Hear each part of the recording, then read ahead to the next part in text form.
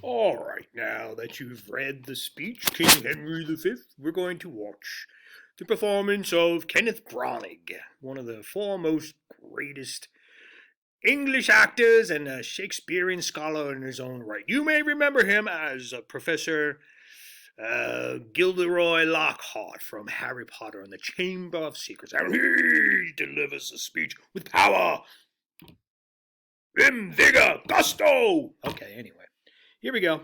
And same thing, same idea, where you're, well, we'll do it as we go along. Oh, my fair cousin, if we are marked to die, we are enough to do our country loss. And if to live, the fewer men, the greater share of honor.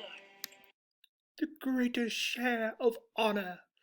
Yeah, so if they were grossly outnumbered in this battle, the Battle of Agincourt, you had the French, thousands against hundreds of Englishmen. You guys might, Timothy, oh God, what's his name? Timothy Chalamet? Is that his name? Yeah, he actually, they have a movie on Netflix, um, Henry V. So, if you're into it, go on and check it out. And so here they are at this battle, and they don't have a chance in hell. So here he is, King Henry, the actual king, who's going to fight in this battle, trying to rally his troops and try and go out there and we'll show those French. But even if we lose, you get to say from the grave, I was there. I was at the Battle of Agincourt on St. Crispin's Day. And let's see how he does. God's will, I pray thee, wish not one man more. Rather, proclaim it, Westmoreland, through my host, that he which hath no stomach to this fight, let him depart. His passport shall be made, and crowns for convoy put into his purse. We would not die in that man's company that fears his fellowship to die with us. So if you want to leave, go right ahead. More honor for us. And we wouldn't want to be with a guy who's afraid anyway. Not on today. Not today. So you just go right ahead if you don't want to stick around. Right, brothers? This day is called the Feast of Crispian. He that outlives this day and comes safe home will stand a tiptoe when this day is named, and rouse him at the name of Crispian. He that shall see this day and live old age will yearly, on the vigil, feast his neighbours and say, tomorrow is St. Crispin's. Then will he strip his sleeve and show his scars and say, these wounds I had on Crispin's day.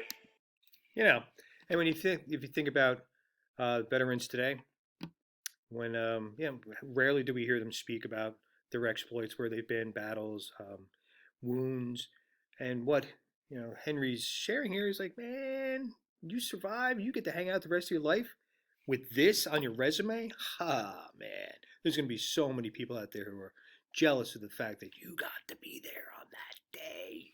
What? Old men forget, yet all shall be forgot, but he'll remember with advantages what feats he did that day. Then shall our names, familiar in their mouths as household words, Harry the King, Bedford and Exeter, Warwick and Talbot, Salisbury and Gloucester, be in their flowing cups freshly remembered. This story shall the good man teach his son, and Crispian shall ne'er go by from this day to the ending of the world, but we in it shall be remembered. We few, we happy few, we band of brothers, for he today that sheds his blood with me shall be my brother. Be he ne'er so vile, this day shall gentle his condition. And gentlemen in England now abed shall think themselves accursed they were not here, and hold their manhoods cheap, whiles any speaks that fought with us upon St. Crispin's Day. And the rest goes downhill from there.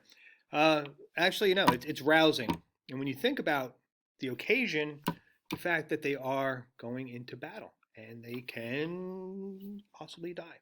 But what are you dying for? You need to know the purpose.